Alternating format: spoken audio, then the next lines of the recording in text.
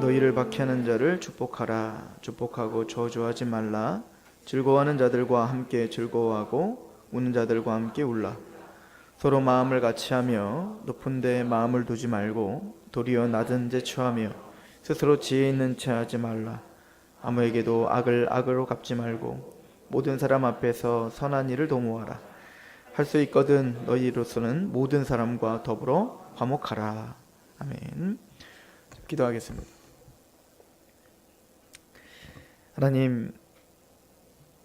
하나님의 백성으로 불러주시고 성령님으로 거듭나게 하사 산 소망 있게 하시며 하나님의 나라를 바라보며 그 소망을 부끄러워하지 않는 하나님 백성으로 삼아주셔서 감사합니다. 우리가 주의 길을 걸어가는 동안 낭망되고 갈등이 있고 힘들지만 그 가운데 주님께서 동행하시며 마침내 승리하게 하실 것을 믿습니다. 하나님, 오늘 말씀 중에 함께 하셔서 그 하나님을 만나게 하시며 그 하나님의 은총과 긍휼과 사랑을 보게 하시옵소서. 우리를 향한 그 크신 뜻이 무엇인지 알게 하시옵소서. 성령님의 조명하심이 있어 전하는 입술을 낮추어 주시며 듣는 우리들의 마음을 열어주옵소서. 예수님의 이름으로 감사하며 기도합니다. 아멘.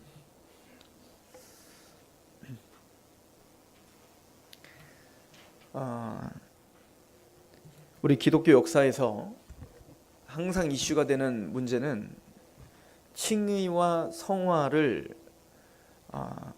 구분도 해야 되고 또 잘 이해를 해야 되는데 그러지 못하는 문제 때문에 교회의 역사 속에서 끊임없이 논쟁이 일어나고 싸움이 일어났습니다. 그러니까 양극단이 있죠. 반율법주의자들, 율법 폐기론이 있고 한쪽의 극단은 율법주의자가 있죠. 말 그대로 율법주의자들은 율법을 지켜야 구원을 받을 수 있다, 뭔가 행해야 구원을 받을 수 있다 라고 하는 거예요. 그러나 또 이쪽 극단에서는 한 번 구원 얻은 사람들은 율법이 전혀 필요가 없다 이렇게 생각을 하는 것입니다. 이 논쟁이 계속돼 왔죠. 계속돼 왔는데 사실은 이런 논쟁들은 성경 안에 있는 사도들 시대에도 그런 이슈들이 있었습니다. 특별히 사도 바울이 그렇게 싸우려고 했던 것 중에 하나는 바로 율법주의와의 싸움이었습니다. 할례나 어떤 제의나 어떤 율법의 행함으로 구원받는 것이 아니라 오직 믿음으로만, 은혜로만 구원받습니다 라고 하는 것을 사도 바울은 굉장히 날카롭고 세밀하게 우리에게 설명을 해줍니다. 그걸 어느 정도까지 세밀하게 이야기를 하냐면 갈라디아서 같은 경우는 하나님의 복음 외에 다른 것을 곁들이면, 그러니까 십자가와 부활, 즉 하나님의 그 복음 외에 다른 것을 조금이라도 곁들인다면, 그게 아무리 유익해 보이고 선해 보이고 좋은 것일지라도 조금이라도 거기다 곁들인다면 그것은 다른 복음이요 다른 복음은 없나니 그 다른 복음을 전하는 자는 저주를 받을지어다. 굉장히 날카롭게 복음을 사수하려고 생명을 걸었죠. 자, 그러나 시간이 흐르면서 교회 안에 그 은혜라고 하는 것을 오해하기 시작했습니다. 즉 은혜, 내가 구원을 받았고 주님의 은혜로 우리는 구원을 받았으니까 로마서 8장 1절 그러므로 그리스도 안에 결코 정죄함이 없다. 우리는 이제 어떤 죄를 져도 어떤 율법을 어겨도 우리는 어차피 구원받았으니까 마음대로 살자 라고 하는 식의 율법 폐기론이 이제는 성행하기 시작하죠. 그래서 이제 야고보 사도가 이제 편지를 쓴 겁니다. 너희의 진짜 믿음이 행함이 없다면 그게 진짜 믿음이었는가? 이렇게 이제 이야기를 하는 겁니다. 그런데 우리가 로마서와 야고보서를 볼 때 사실은 둘 다 똑같은 이야기를 하고 있는 거예요. 야고보가 말하는 믿음과 로마서에서 사도 바울이 말하는 믿음은 다른 겁니다. 무슨 얘기냐면 야고보가 지금 비판하고 있는 믿음은 지식적인 믿음을 비판하고 있는 겁니다. 너희가 믿느냐? 잘하는도다. 귀신도 믿고 떠느니라 라고 말하죠. 그럼 그들에겐 구원이 없죠. 그러니까 참된 믿음이란 뭐냐면 행함을 동반하는 믿음이란 거예요. 진짜 우리가 예수 그리스도를 믿고 그 은혜에 강권 내고 마음을 다하고 뜻을 다하고 목숨을 다하고 하나님을 사랑하게 된다면 마땅히 주를 위해서 내가 무엇을 해야 될지를 고민하고 또 우리의 삶을 변화시킨다고요. 이게 참된 믿음이다 라고 말한다고요. 그럼 로마서가 말하는 건 다릅니까? 아니죠. 로마서도 똑같이 얘기했다고요. 로마서는 길게 우리가 오직 은혜로만 구원받습니다라는 로마서 1장부터 11장까지 그렇게 세세하게 우리에게 설명한 다음에 그러므로 너희 몸을 거룩한 산제물로 드리라는 겁니다. 그러니까 우리가 진짜 그런 은혜를 안다면, 그 믿음 가운데 있다면 그 믿음의 삶을, 우리의 모든 삶을 하나님께 산제물로 내어드리라. 이게 합당하고 마땅한 예배야. 그러니까 항상 사도 바울도 그렇고 야고보도 그랬고 사도들은 항상 균형을 잡았단 말입니다. 구원을 받은 하나님의 백성들이 율법을 어기고 죄를 지어도 구원받습니다. 그거는 변함없는 거예요. 그럼에도 불구하고 진짜 구원받은 사람이 그럼 내 마음대로 살 수 있는가? 그거에 대한 철저히 거부했다는 얘기죠. 왜 그러냐면 이걸 이제 신학적으로 우리 이렇게 설명을 하죠. 우리가 믿음으로 의롭다함을 받았다라고 할 때, 의인됐다라고 할 때에는 신분의 변화인 겁니다. 신분이 변화된 겁니다. 우리는 죄인이었습니다. 우리는 진노의 자녀들이었습니다. 우리는 죄와 사단의 종이었습니다. 그런데 예수 그리스도께서 그 죄와 사단의 권세를 부셔버리고 우리에게 들어와 우리를 건져주셨습니다. 우리를 자녀 삼아주셨습니다. 우리를 의인 삼아주셨습니다. 우리는 신분이 이제 죄인이 아니요 의인인 거예요. 그래서 우리는 믿음으로 말미암아 의롭다함을 받은 사람들이죠. 거기에 신분의 문제에 로마서 8장 1절이 있는 거예요. 그러므로 그리스도 안에 있는 자에게는 결코 정죄함이 없다라고 말하는 겁니다. 왜냐하면 성부 하나님이 자기 아들을 죽이기까지 하셨기 때문에 우리를 사랑하셨습니다. 또 성령 하나님이 우리는 빌바를 알지 못할 때 말할 수 없는 탄식으로 우리 위해서 간구하시고 계십니다. 지금도 말이죠. 또 성자 예수님께서 우리를 위해서 십자가에 죽으시고 부활하시고 하나님 우편에서 우리를 위해서 간구하십니다. 이 사랑에서 누가 끊겠습니까? 그 어떤 것도 우리를 끊을 수 없어요. 사망이나 기쁨이나 높음이나 그 어떤 피조물도, 그 어떤 상황도, 그 어떤 고난도, 환난도 우리를 그 사랑에서 끊을 수 없는 거예요. 우리는 때론 하나님 믿음이 떨어질 수는 있지만 하나님의 언약은 신실하여 우리를 끝까지 영화롭게까지 하시는 겁니다. 그래서 로마서 8장이 뭐라고 이야기하죠? 미리 아신 자를 부르시고 정하시고, 미리 정하신 자를 부르시고, 부르신 자를 의롭다 하시고, 의롭다 하신 자를 영화롭게까지 하셨다는 거예요. 이미 우리를 영화롭게까지 하셨다는 거예요. 우린 영화롭지 않은데, 우린 여전히 죄 가운데 있는데, 우린 여전히 부족한데 이미 하늘에서는 예수 그리스도의 십자가와 부활과 승천이 다 연합시켜 우리를 이미 영화롭게까지 하셨느니라. 이걸 작정적 미래라고 말해요. 그러니까 아직 이루어지진 않았지만 그게 100%, 200%, 300% 반드시 이루어지는 거예요. 이거는 이루어질 수도 있고 안 이루어질 수도 있는 게 아니에요. 하나님이 빛이 있으라 그럼 빛이 있는 겁니다. 하나님이 하늘과 땅이 갈라지라 하면 갈라지는 거예요. 그게 하나님의 말씀의 권세인데 그 하나님의 말씀이 이미 계획하셨고 이미 작정하셨고 이미 선포하셨습니다. 이미 우리는 영화롭게까지 된 겁니다. 하늘에서 말이죠. 그러나 현실은 어떻죠? 우리의 현실 가운데는 여전히 죄 가운데 있단 말입니다. 여전히 우리는 죄의 힘든 그 싸움을 하고 있고 이기기는커녕 지는 경우가 훨씬 많다고요. 그래서 사도 바울은 로마서 7장에 뭐라고 합니까? 오라 나는 권고한 사람이다 라고 말하는 거예요. 비참한 자다 라고 이야기하는 겁니다. 그러니까 하나님의 법을 즐거워하는 나에게 죄가 함께 있구나 라고 이야기를 한다고요. 그러니까 우리는 이 갈등 속에서 사는 거예요. 의인이지만 아직 우리는 영화롭게 되지 않은, 우리는 여전히 아직 죄 가운데 죄에 넘어질 수밖에 없는 연약한 자인들인 거죠. 그럼 그들에게 필요한 게 뭐죠? 바로 수준의 문제예요. 신분은 이제 변화되는 게 아니에요. 오직 믿음으로 의롭다함을 받은 신분이 확증이 되면 이제는 우리의 수준도 하나님은 거룩으로 가길 원하는 겁니다. 실제적인 거룩 말이에요. 그 거룩하게 우리를 데려가기를 원하십니다. 이걸 수준의 문제라고 해요. 예를 들어서 거지가 하루아침에 왕자가 됐어요. 그 왕자는 왕자죠. 근데 삶은 거지 같죠. 그러니까 전혀 그 삶의 그 익숙한 그 옛 모습이 전혀 벗어지질 않는다고요. 이게 쉽게 벗어지겠어요? 우리 평생을 살았던 그 우리의 습관과 우리의 가치관이 하루아침에 어떻게 다 벗겨지냔 말이에요. 그러니까 그 거지를 이제 왕자로 딱 삼았더니 좋은 식탁에 앉아서 스테이크를 먹으라 그랬더니 스테이크를 막 들고 막 입으로 뜯고 또 걸으라 그랬더니 막 팔자로 걸고, 그럼 왕이 볼 때 얼마나 이게 답답하겠냔 말이에요. 그대로 냅두겠어요? 그렇지 않겠죠. 그러나 그 왕자의 신분은 왕자인 겁니다. 왕의 아들의 신분이 변화되는 건 아닌 거예요. 그러나 이제부터 뭐 할까요? 그 왕자를 정말 왕자다운 왕자로 만들기 위하여 그를 훈련해야 되고 그에게 선생을 붙여서 고된 뭔가 경건의 훈련을 하게 해야 된다고요. 마찬가지로 우리를 하나님의 자녀로 삼아 주셨고, 그리스도의 편지입니다, 그리스도의 향기입니다, 그리스도의 빛입니다, 소금입니다. 여러분들 이게 말장난이겠어요? 여러분들 그냥 허울 좋게 여러분들 빛이에요 라고 말한 거겠어요? 하나님은 정말 우리를 빛으로 사용하시겠다는 거 아니에요?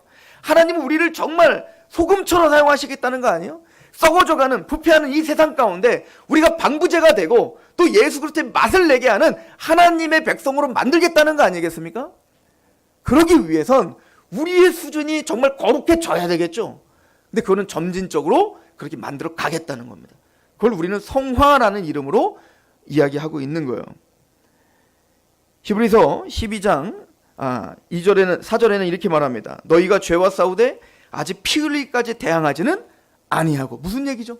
우리 안에는 죄의 그 잔재 세력이 있다. 우리가 의인 됐지만, 구원받았지만 우리는 여전히 죄의 세력이 우리를 힘들게 하고 게으르게 하고 또 사람은 욕심을 갖게 하고 탐심을 갖게 한단 말이에요. 그런데 뭐라고 합니까? 너희는, 구원받은 우리들을 말하죠. 너희는 죄와 싸우되 아직 피 흘리기까지 대항하지는 않는구나. 우리가 어떻게 싸우라는 겁니까? 우리가 우리의 의지를 다해 피 흘리기까지 싸우라는 겁니다. 베드로전서 1장 13절은 말합니다. 그러므로 너희 마음의 허리를 동이고 근신하여 예수 그리스도께서 나타나실 때에 너희에게 가져다 주실 은혜를 온전히 바랄지어다. 그 영광스러움을 바라라는 겁니다. 그 영광스러운 구원의 완성, 하나님이 우리에게 주실 그 소망을 우리는 항상 바라야 돼요. 소망이 있어야 돼요. 의와 평강과 기쁨이 있는데, 그 기쁨은 지금 당장 고난이 있더라도 그 영광스러운 그 하나님의 기업을 바라보며 우리는 그 소망을 바라보며 인내하며 승리할 수 있죠. 그래서 온전히 바랄지어다. 너희가 순종하는 자식처럼 전에 알지 못할 때에 따르던 사욕을 본받지 말고 오직 너희를 부르신 거룩한 이처럼 너희도 모든 행실에 거룩한 자가 되라. 기록되었을 때 내가 거룩하니 너희도 거룩할지어다 하셨느니라. 베드로 사도가 우리에게 명하는 겁니다. 하나님은 거룩하십니다. 하나님이 거룩하시니 하나님의 자녀인 우리도 어떻게 하라는 거예요? 거룩하라. 거룩하라. 자녀는요, 아버지를 닮아가는 겁니다. 자녀는 부모를 닮아가는 거예요. 그래서 가끔 우리 아들을 보면서 우리 아내가 내 모습을 보인다고 자꾸 웃을 때가 많아요. 그런 겁니다. 자녀는 자연스럽게 부모와 함께 이야기 나누고 부모와 함께 살고 부모와 함께 있기 때문에 항상 보는 게 부모이기 때문에 그 부모를 닮아갈 수밖에 없는 거예요. 마찬가지로 우리의 부모는 하나님이십니다. 우리 아버지는 하나님이십니다. 하나님의 말씀을 읽고 하나님과 임재를 경험하고 하나님의 뜻 가운데 찬양하고 하나님을 생각하고 하나님의 말씀 가운데 있다면 당연히 우리는 하나님을 닮아가야 되는 겁니다. 이게 당연한 거예요. 베드로는 그래서 말하는 겁니다. 하나님이 거룩하니 너희도 거룩하라. 그래서 아까 뭐라고 했죠? 베드로전서 1장 14절에 너희에게 가져다 주실 은혜를 온전히 바랄지어다.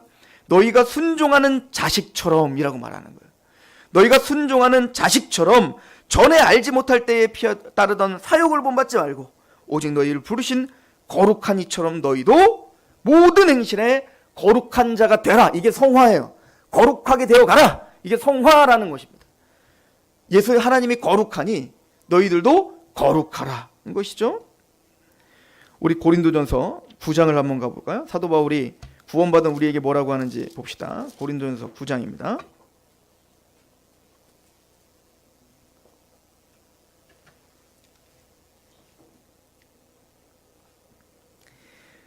(9장 19절에) 내가 모든 사람에게서 자유로우나. 맞습니다. 우리는 자유함이 있습니다. 진리라 찐 진리가 너희를 자유케 되리라. 우리가 누구의 눈치 볼 이유가 뭐 있습니까? 하나님의 자녀인데 우리가 누구에게 잘하고 뭔가를 해야 구원받습니까? 아닙니다. 우리는 하나님의 자녀입니다. 의인입니다. 하나님의 왕같은 제사장들입니다. 내가 모든 사람에게서 자유로우나 스스로 모든 사람에게 종이 된 것은 더 많은 사람을 얻고자 함이라. 사도 바울은 자유했습니다.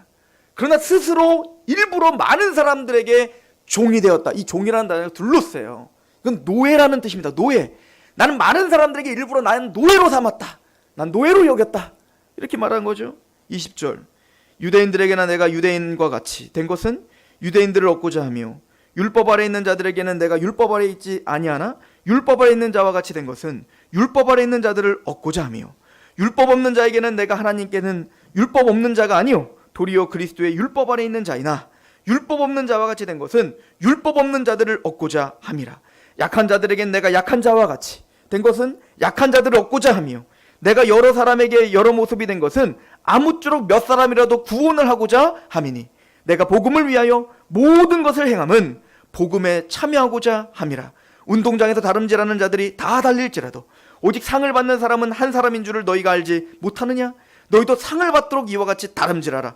이 길을 다투는 자마다 모든 일에 절제하나니 그들은 썩을 승리자의 관을 얻고자 하되 우리는 썩지 아니할 것을 얻고자 하노니라.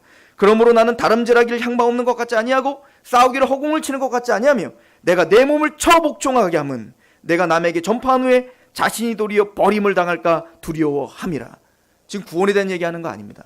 이미 구원을 받은 사람들인 거예요. 구원을 받아 이제 하나님이 주실 그 영광을 바라보며 달려가는 인생이 됐다는 겁니다. 여러분들 올림픽에, 그 당시에 고대 올림픽에 이제 1등을 하면 뭘 줍니까? 금메달도 안 주죠. 돈도 안 줍니다. 다 신분이 낮은 사람들이었기 때문에 그 사람들이 받는 건 뭐냐? 월계수예요. 월계수. 월계수는 씌우면 일주일이면 다 실어서 없어져요. 그래서 사도 바울이 이렇게 말하는 겁니다. 그들은 썩을, 일주일이면 썩어질, 없어질 그 월계수를 위하여 자신의 모든 인생을 바쳐 먹을 걸 먹지 않고 입을 걸 입지 않고 내 마음대로 살지 않고 절제하며 그렇게 산다는 거예요. 자기 몸을 처복종시키며 그렇게 자신을 단련하며 그 상을 위하여 달려간다는 겁니다. 하물며 우리는 영원한 영광을 위해서 사는 사람들 아닌가? 우리 하나님의 뜻 가운데 달려가는 사람들 아닌가? 하물며 영원한 면류관을 위하여 우리의 몸을 처복종시키며 절제하는 게 합당하지 않은가라고 말한다고요. 여기는 의지가 담겨 있습니다. 구원받은 하나님의 백성들은 의지를 다해, 우리 모든 걸 다해 죄와 싸우는 겁니다. 하나님이 죄를 싸우게 할 때까지 난 기다리겠어요. 그런 거 아니에요. 사도 바울은 그렇게 말하지 않아요. 하나님은 이렇게 말합니다. 싸우라는 겁니다. 언제까지? 대충 싸우는 게 아니에요. 피 흘리기까지 싸우라는 거예요. 우리의 생각이, 거짓된 생각이 자꾸 올라오고 또 죄 가운데 내 탐욕이 자꾸 올라오고 자꾸 게으름이 올라온다면 그거를 첫 복종시키라는 겁니다. 이게 사도 바울이 구원받은 하나님의 자녀들에게 하는 말입니다. 우리는 성장해야 됩니다. 이거를 빌립보서에는 뭐라고 말하죠? 우리 빌립보서를 한번 가보시죠.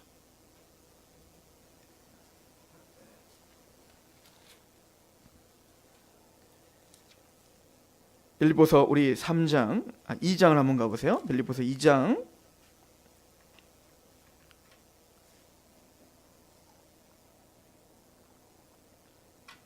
1절입니다.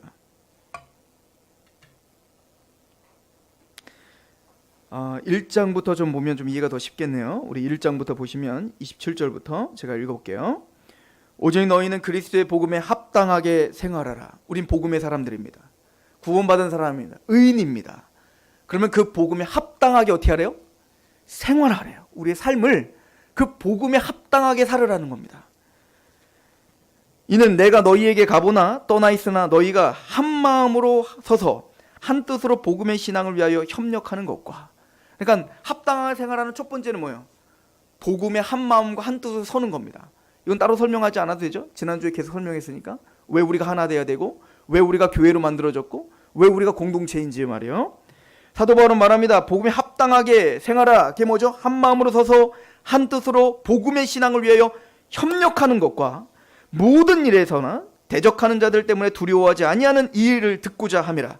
이것이 그들에게 멸망의 증거요 너에게는 구원의 증거니 이는 하나님께로부터 난 것이라. 그리스도를 위하여 너희에게 은혜를 주신 것은 다만 그를 믿을 뿐 아니라 또한 그를 위하여 고난도 받게 하려 하심이라. 이건 분명한 사실입니다. 우리가 구원을 받은 거예요. 우리가 구원받고 복음을 안다는 건 단순히 믿음만을 갖고 강조하는 게 아니에요. 우리가 정말 믿고 있다면 고난도 함께 받는 겁니다. 희생합니다. 십자가의 길을 걷습니다. 내 몸을 쳐 복종시킵니다. 그리스도를 향해서 달려갑니다. 힘들어도 지쳐도 거기서 또 일어납니다. 그리고는 또 내가 힘이 닿는 데까지 그리스도를 위해서 또 살려고 발버둥을 칩니다. 지금 사도 바울의 이야기가 고군분투하는 모습이지 않습니까? 편안하게 하는 얘기인 것 같습니까? 하나님이 가만히 있어도 여러분들 성장시켜줄 테니까 가만히 계세요 라고 말하는 것 같습니까?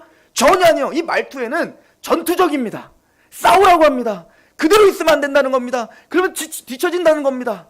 그 하나님의 영광을 바라보며 힘쓰라, 몸을 절제하라, 피 흘리게 싸우라. 우리에게 계속 동기부여를 주십니다. 30절, 너희에게도 그와 같은 싸움이 있으니, 싸움이라니까요. 이건 전투라니까요. 가만히 있으면, 넋놓고 있으면 사탄이 우리에게 나는 평화주의자예요, 나는 사탄과 싸우기 싫어요, 그러면 사탄이 넌 피해가겠어, 이러겠냐고요. 더 공격한단 말입니다. 우리를 사로잡으려고 한단 말입니다. 이걸 예수님도 말하죠. 우는 사자와 같이. 사도 바울이 말하지 않습니까?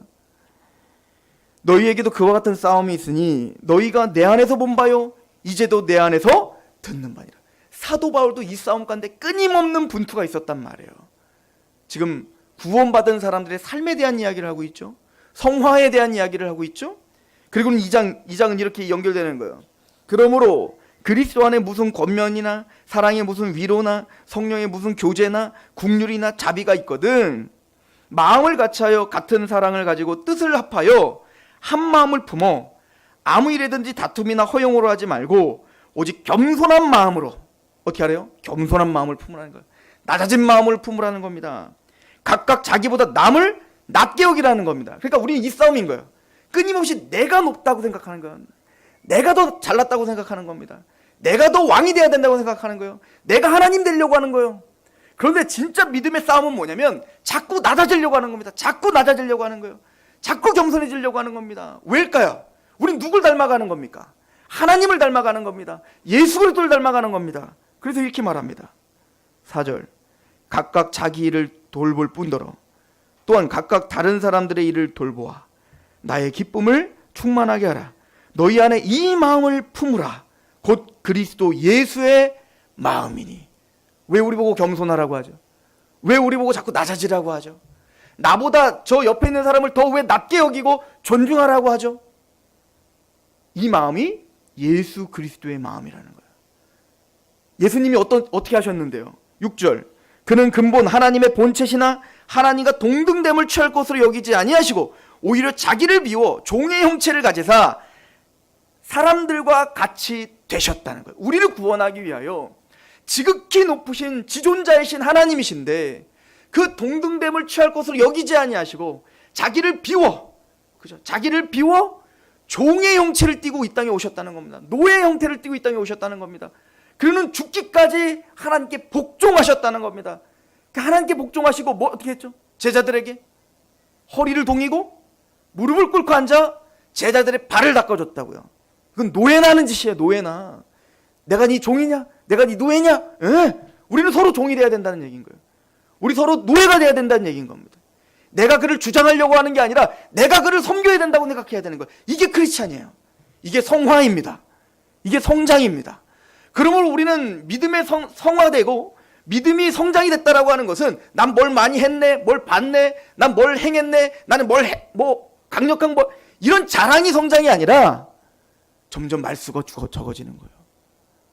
하나님 앞에, 사람 앞에 내가 내세울 게 없는 사람이라고 자꾸 자기를 비워나가야 되는 겁니다.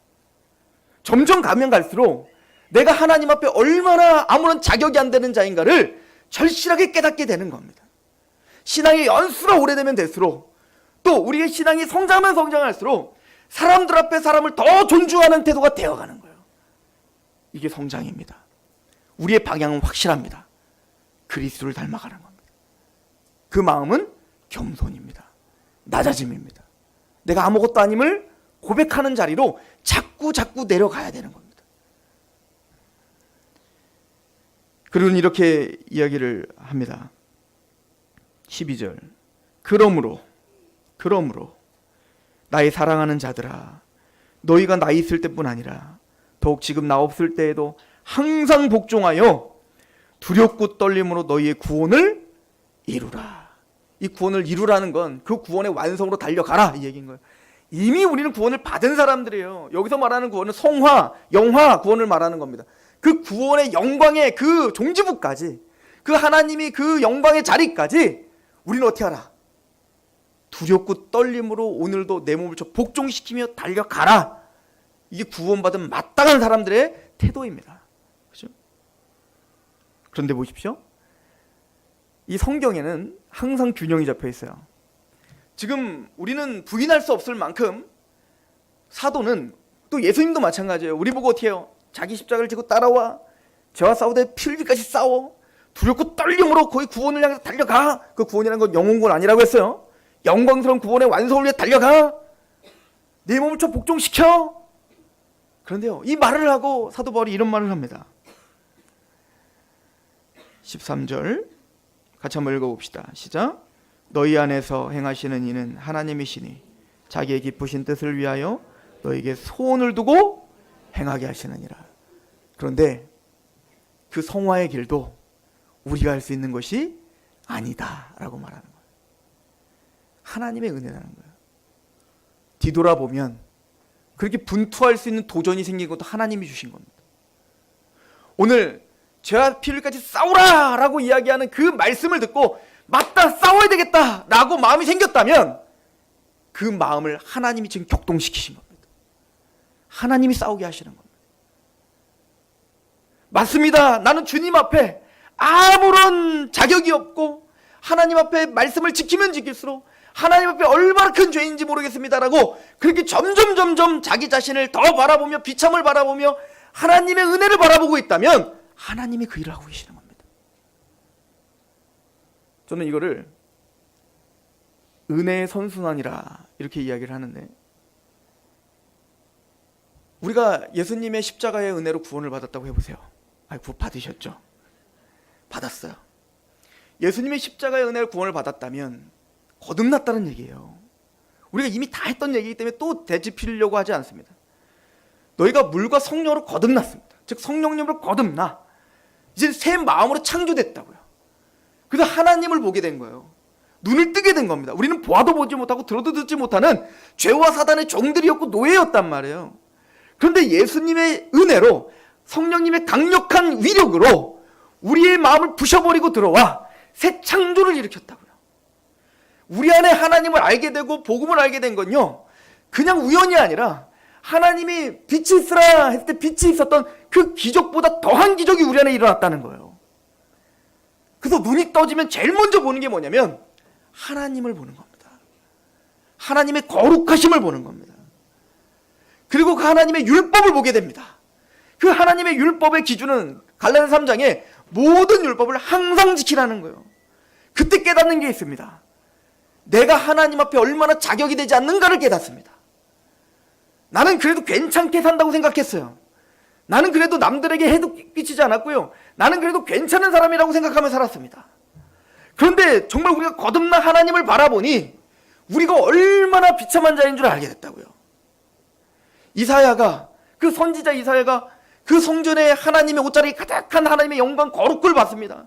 거기는 스랍들이 찬양을 합니다. 거룩하다, 거룩하다, 거룩하다. 만군의 여호와 거룩하다. 그 거룩한 하나님 앞에 섰을 때 이사야가 제일 먼저 반응한 게 뭐죠? 화로다 나요. 내가 죽게 되었구나. 나는 부정한 자요. 이걸 고백할 수밖에 없었죠. 여러분들, 사도 요한, 구원받은 사도 요한도요, 구원받고 예수님과 가장 친근했던 사도 바울이 부활하시고 승천하신 예수 그리스도를 계시록에서 봅니다. 그때 계시록에서 하나님으로서 승천하신 예수님을 바라볼 때 사도 요한이 제일 먼저 본 반응이 뭡니까? 죽은 자처럼 넘어지는 겁니다. 그 앞에 감당할 수가 없는 겁니다. 그러므로 하나님을 정말 본 사람들은, 하나님의 그 율법을 제대로 아는 사람들은 우리가 얼마나 자격 없는 자인지를 알아요. 우리의 의가 얼마나 누더기와 같은지, 우리가 얼마나 비참한 자인지, 왜 우리는 구더기와 같습니다, 우리는 지렁이와 같습니다 라고 시편이 이야기했는지 그냥 마음으로 이제 하는 거예요. 광야에서 40년에 완악했던 그게 나였습니다. 하나님, 그 10가지 재앙을 아무리 보여줘도 하나님을 두려워하고 끝까지 완고하여 마침내 홍해에 심판을 당한 그 파라오가 납니다 라고 고백한다고요. 예수를 못 박아라, 예수를 못 박아라 했던 그 완악한 자가 나였군요 라고 우리는 말씀 앞에 완전히 무너지는 겁니다. 그때서야 복음이 들리는 거예요. 주 예수를 믿으라. 그럼 너와 내 집이 구원을 받겠다. 그 십자가의 은혜를 알게 됩니다. 그래서 그 십자가의 은혜 가운데 감격합니다. 하나님을 사랑합니다. 하나님을, 자기 아들을 죽이면서까지 자기를 구원하신 그 하나님의 은혜가 무엇이며 이 언약을 성취하시기 위하여 전 무고한 역사를 다 진행하시고 마침내 자기 아들을 죽이기까지 하시며 그 언약의 종지부를 찍었다고요. 그 사랑을 알게 된다고요. 그럼 마음을 다하고 뜻을 다하고 목숨을 다하여 하나님을 사랑하게 돼요. 그러면 이제는 그 하나님의 율법을 지켜 내가 복받기 위해 지키는 게 아니에요. 그 율법을 지키지 않으면 내가 징계받을까 봐 지키는 게 아니에요. 그 하나님의 율법을 지키지 않으면 내가 뭔가 큰일이 당할까 봐 율법 지키는 게 아니에요. 하나님의 율례가 즐거워지는 거예요. 시편의 고백을 하게 되는 겁니다. 주야로 하나님의 묵상하는 것이 가장 큰 복입니다 라고 고백하는 게 되는 거예요. 그래서 그 사람들은 하나님의 말씀을 보려고 합니다. 이걸 베드로전서 1장 말합니다. 하나님의 말씀으로 거듭났어요. 거듭나면 2장은 어떻게 말하죠? 신령한 젖을 어린아이가 젖먹이가 신령한 젖을 사모하듯 우리는 그 거룩한 하나님의 말씀을 사모할 수밖에 없게 됩니다. 하나님의 말씀을 읽습니다. 하나님이 뭘 기뻐하는지, 하나님이 뭘 싫어하는지, 뭘 미워하는지. 에스겔 36장은 말하죠. 맑은 물을 뿌려 우리를 정결하게 하고 새 마음을 주어 우리 마음을 부드럽게 한다는 겁니다. 그리고 하나님의 영을 주어 하나님의 율례를 따르게 하더라. 그리고 전에 지었던 모든 죄를 미워하게 하더라. 하나님이 미워하는 죄에 대한 미움이 있다고요. 그래서 말씀대로 살고 싶습니다. 근데 말씀대로 살려고 하면 할수록 사도 바울의 이 말씀대로 내가 죄와 싸우되 피 흘리까지 싸우려고 하고 내가 내 몸을 복종시키려고 하고 내가 어쩌든 하나님이 거룩하니 나도 거룩하라 라고 거룩을 위해서 달려가면 달려갈수록 안 된다는 걸 보는 거예요. 하나님의 율법의 기준이 얼마나 선한지, 하나님의 율법에 하나님의 거룩함이 얼마나 광대한 것인지 우리는 그 앞에 또 슬픈 거예요. 하나님 내 마음으로는 원이로되 내가 하나님의 법을 즐거워하되 내 마음에 또 다른 법이 나를 사로잡아 또 제 가운데 넘어지게 하네요. 나는 이렇게 비참한 자입니다 라고 울부짖고 애통하고 매일매일 하나님 앞에 날 좀 도와주십시오, 시험에 들게 하지 마옵시고 다만 날 좀 건져주십시오 라고 하나님을 의지하며 기도할 수밖에 없게 돼요. 그렇게 비참해하면 비참해할수록 십자가의 사랑이 얼마나 컸던 것인가 더 알게 됩니다. 1년 전에 내가 구원받았을 때 그때는 내가 죄가 10가지만 사함받은 줄 알았어요. 내 죄가 10가지인 줄 알았거든요. 내 모든 인생의 죄가 10인 줄 알았어요. 그런데 1년 동안 그 하나님의 거룩함을 바로 달려가다 보니까 모든 게 죄덩어리라는 걸 알게 된 거예요. 알고 봤더니 100이 내 죄덩어리라는 걸 알게 됐어요. 더 신앙을 살다 보니 1000이고 만이고 2만이고 3만이고 내가 헤아릴 수 없을 만큼 하나님 앞에 죄인인 걸 알게 돼요. 시간이 가면 갈수록 나는 더 하나님 앞에 겸손해질 수밖에 없고, 시간이 가면 갈수록 그렇게 내가 겸손해지고 낮아지고 내가 아무것도 아닙니다라고 고백하면 할수록 그리스도의 십자가의 사랑이 얼마나 위대한지를 점점 더 알아가요. 이게 같이 가는 겁니다. 이게 영혼의 선순환이에요. 근데 이게요, 십자가의 사랑을 모르면 하나님의 율례를 존중하지 않게 되고, 하나님의 율례를 존중하지 않게 되면 내 마음대로 살아도 괜찮다고 생각하고, 그렇게 살다 보면 십자가의 그 사랑이 점점 희미해지고, 십자가의 사랑이 점점 희미해지면 하나님에 대한 열정은 점점 없어지고, 이 악의 선순환이 있기에 그때 다윗이 고백한 거예요. 그 악의 선순환 가운데 다윗이 나중엔 밧세바를 간음까지 저지르고, 그리고 나중에는 우리아까지 쳐 죽이는 파렴치한 범죄를 저지릅니다. 그때 다윗이 나단에게 책망을 보고 깨달은 게 있어요. 구원의 감격을 회복시켜 주십시오. 문제는 십자가인 겁니다. 문제는 복음인 거예요. 더 확연하게 명확해지는 그 복음이 없다면 우리의 삶은 무너지는 겁니다. 그 십자가의 감격이 우리 안에 사라진다면 우리는 거룩해질 수 없습니다. 저는 이런 생각을 했어요. 여러분들이 좋습니다. 고군분투해서 여러분들이 주를 위해서 달려갔어요. 하나님의 의가, 하나님의 거룩이 100이라고 해봅시다. 이건 말도 안 되는 얘기지만 측량할 수 없는 무한대세요, 하나님은요. 그런데 그 거룩이 100이라고 해봅시다. 그럼 여러분들이 이 땅에서 죽을 때까지 고군분투해서 여러분들이 이뤄내는 거룩은 얼마나 될 것 같습니까? 1도 안 돼요. 1도. 1이 뭡니까? 한 1000만분의 1도 안 되는 거예요. 그러나 하나님은 1도 안 되지만 그래도 성경에서 분투하라는 거예요. 싸우라는 거예요. 왜일까요? 제가 보기엔 예수님이 재림하시면요, 우리는 한순간에 영화롭게 될 것입니다. 그럼 믿음이 없는 사람들이 이렇게 생각해요. 십자가의 은혜를 모르는 사람이 이렇게 생각해요. 그 선수함이 없는 사람이 이렇게 생각해요. 그럼 뭐하러 거룩하게 해? 그냥 냅둬도 가만히 있다가 십자가에 예수님 재림하시고 난 영원히 될 건데 뭘 그렇게 이 땅에서 뭘 싸워가지고 뭘 그렇게 해? 해가 있을지어다. 분명히 해가 있습니다. 그 선순환 가운데 더 낮아지고 자신이 어떤 비참한 자인지를 알면 알수록 예수님을 만나는 그날 그 기쁨은 상상할 수 없이 폭발적으로 커질 것입니다. 내가 어떤 사람인지를 알면 알수록 아마 그 예수님을 만났을 때 맞습니다, 주님.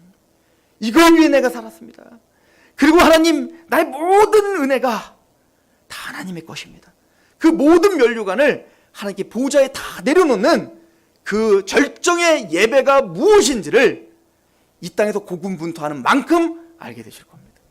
그 기쁨이 뭔지, 그 영광이 뭔지, 그 은혜가 뭔지. 사도 바울은 그 기쁨 가운데 동참하길 바라시는 겁니다. 예수님이 요한복음 17장에 뭐라고 말하죠? 아버지요, 저들이 하나가 되어 내가 아버지와 하나인 것처럼 저들도 하나가 되어 싸우게 하시라는 거 아니에요? 그리고 아버지와 내가 갖고 있는 그 기쁨을 저들이 알게 하시옵소서. 우리는 그 기쁨을 알아가는 과정 중에 있는 것입니다. 오늘 말씀을 볼까요? 정리하면 이렇게 됐습니다. 다 끝났습니다. 걱정 마십시오. 로마서 12장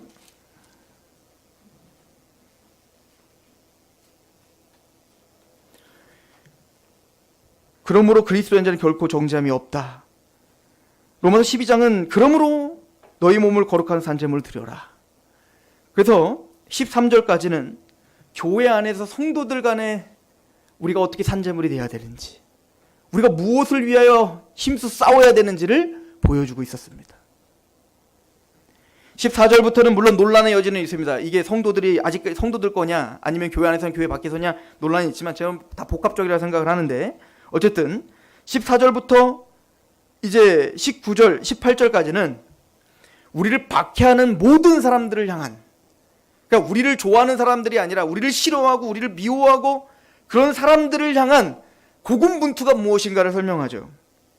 너희를 박해하는 자를 축복하라. 축복하고 저주하지 말라.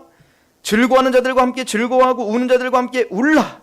서로 마음을 같이 하며 높은 데 마음을 두지 말고 도리어 낮은 데 처하며 스스로 지혜 있는 체 하지 말라. 아무에게도 악을 압으로 갚지 말고 모든 사람 앞에서 선한 일을 도모하라.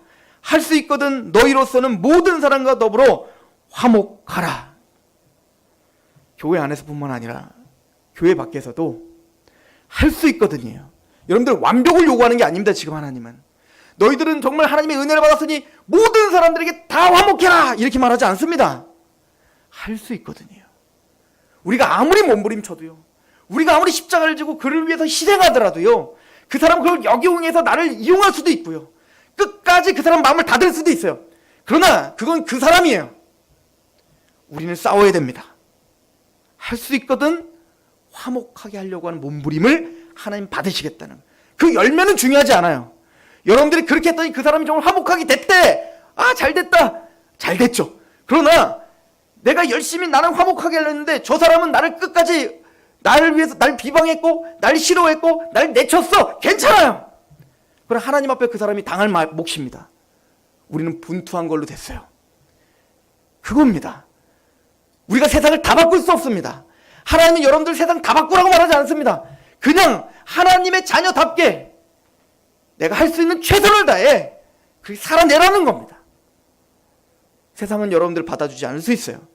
박해하는 사람은 더 박해할 수 있고요, 그렇게 하면 우리를 더 조롱할 수 있죠. 그러나 할 수 있는 한 우리는 최선을 다해서 화목하게 해야 돼요. 그런 말을 하긴 말하죠. 15절 즐거워하는 자들과 함께 즐거워하고 우는 자들과 함께 울라. 근데 박해하는 사람과 지금 연결져서 이야기하고 있다면 이게 참 어려운 얘기예요. 교회 안에서 있는 이야기야 뭐 같이 울 때 같이 울어주고 기쁠 때 같이 웃어주고 동참하고 이게 얼마나 이게 행복한 일이에요. 근데 문제는 지금 이건 죄와 싸우라는 얘기인데 우리를 박해하는 자들을 축복하고 저주하래요. 그리고 뭐래요? 그들의 마음에 동참하래요. 나를 박해하고 저주하는 사람들이 있는데 그 사람이 잘 되면 배가 아프고 하나님 저주를 내려줘서 이러지 말고 기뻐하라는 거예요. 얼마나 기쁘겠냐고요. 또 그 사람이 뭔가 슬프니까 쌤통이다 이러지 말고 같이 기뻐하라는 거예요. 가능해요? 불가능하죠. 불가능해요. 그러나 여러분들이 할 수 있는 만큼, 할 수 있는 한 몸부림치십시오. 하나님 그 몸부림을 예배로 받고 계십니다. 그리고 그 당하는 고난, 주님 반드시 여러분들 눈물 닦아주십니다. 그걸 믿고 몸부림치는 사람들, 이게 우리의 거룩한 산증으로 드려지는 삶입니다. 하나님은 우리가 그러길 바라시는 것 같습니다. 기도하겠습니다. 하나님, 우리가 얼마나 거룩해질 수 있겠습니까? 오늘 이 말씀을 듣고 세상 떠나는 그날 나는 거룩해졌습니다라고 감히 누가 이야기할 수 있겠습니까?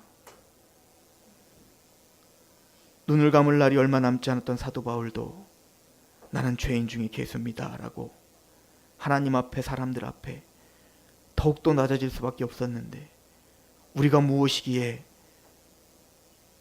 거룩을 자랑할 수 있겠습니까? 하나님, 우리에게 긍휼을 베풀어 주옵소서.